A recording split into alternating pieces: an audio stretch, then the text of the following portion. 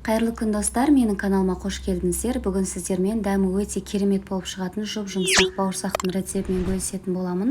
2-3 күнге дейін өзінің жұмсақтығын, ерекше дәмін сақтайды. Видеоны соңына дейін көріп, каналыма тіркелуді ұмытпаңыз. Ең алдымен жылы суымызға 2 шай қасық ашытқымызды салып, араластырып, 5-10 минутқа тындырып қоямыз. Суымыз қатты ыстық болмау керек, мінекей бізде осылай ашытқымыз көтеріледі. Енді таза ыдысымызға жылы суымызды құямыз. Үстінен ашыған сүт немесе пісірілген сүтті құйсаңыздар да болады. Үстіне 1,5 ас қасық қантымызды саламыз. Енді тұзымызды саламыз, 2 ас қасық. Барлығын араластырып аламыз.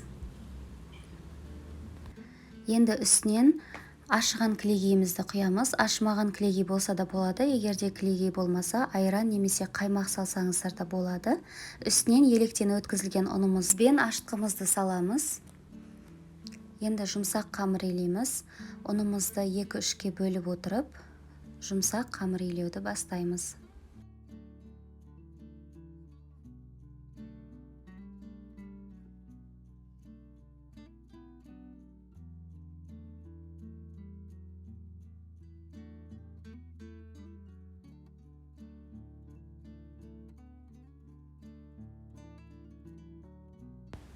Бізде жұмсақтау қолға жабысатын қамыр болу керек. Үстінен сұйық майымызды қойып, тағы да кішкене илеп жібереміз.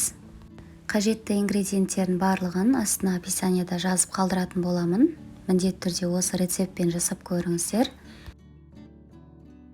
Біздің қамырымыз дайын болып қалды. Енді үстін целлофанмен жауып, жылы жерге 1-2 сағатқа тындырып қоямыз.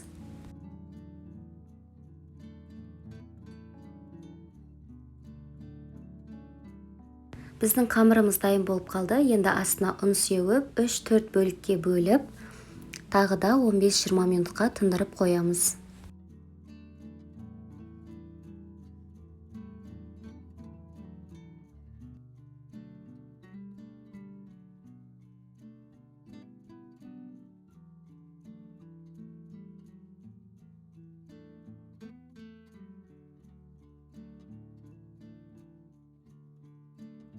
Біздің қамырларымыз тағы да кішкене көтеріледі. Орташа қалыңдықта жайып аламыз. Қатты жұқа етіп жаймаймыз, себебі піскеннен кейін қатты болып қалуы мүмкін. Өздеріңіздің қалауларыңыз бойынша домалақ немесе 4 бұрыш етіп кесіп алсаңыздар болады. Менде осындай формамен кестім.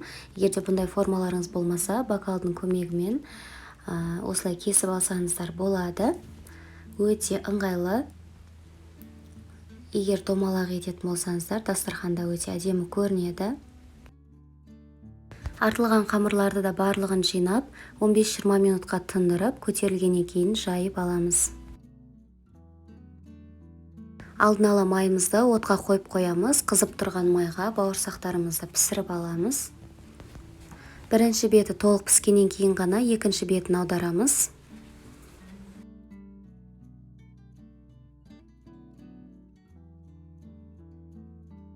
Өте жылдам піседі. Мінекей дайын болып қалды. Енді бір-бірден немесе ситоның көмегімен алсаңыздар болады. Дәмі өте керемет жұп-жұмсақ болады. Міндетті түрде жасап көріңіздер.